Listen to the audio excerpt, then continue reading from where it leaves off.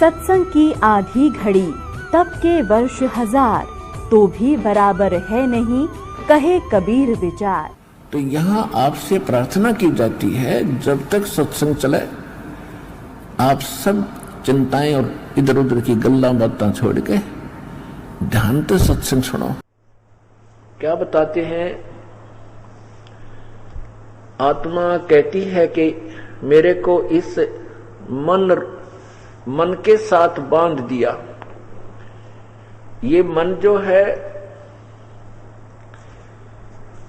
ये आत्मा का स्वामी बन गया, क्योंकि हम अपने परमात्मा को त्याग कर इस काल भगवान के अधीन हो गए। अब ये मन के विषय में क्या बताता है कि ये काल है, ये मन ज्योति निरंजन है, इसी का अंश है, इसी का एक एलिमेंट है, एक दूत है ये मन। ये ज्योति निरंजन की ही लील कला है, और ये नहीं चाहता कि ये आत्मा अपने परमात्मा के विषय में जानकारी प्राप्त कर ले और सच्ची साधना करे। इसलिए आत्मा को जब ज्ञान हो जाता है तब ये कह रही है कि मैं तो दे दी बालम बैरे नू, ये मुर्दों से ती प्रीत लगावे न जाने सतगुर मेरे नू, संसारी दी गल्ला चीने न बूझे शब्द जो गहरे नू। अब हम कितना ये दास आपको निर्णायक ज्ञान दे रहा है, सदग्रंथों के प्रमाण सामने रख रहा है, और फिर भी कोई ना कोई एकाधा ऐसा बोला भगत टकरावे है। नो कह जी मेरी बुआ आ गई थी, मैंने बालाजी लेगी। अरे बालाजी तू पहला 20 बार जा लिया था, जब तेरा आराम ना हुआ और यहाँ कुछ राहत मिलती तेने वो भी खोली।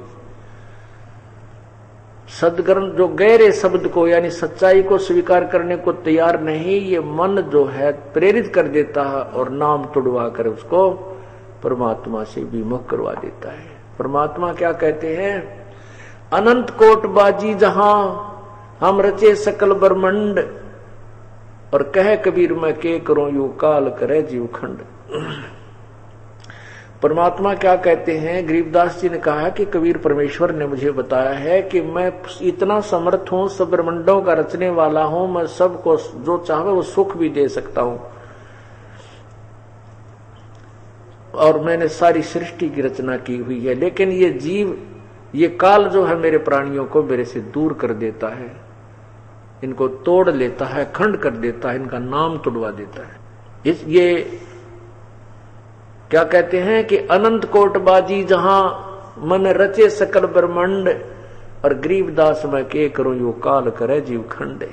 गरीबदास जी कहते हैं कबीर परमात्मा ने मुझे बताया कि भाई क्या करूं मैं, ये मेरी तो मानते नहीं, और एक कोई आके कान में फूंक मार दे उसकी पक्की बात मान लेते हैं। तेरा गजब।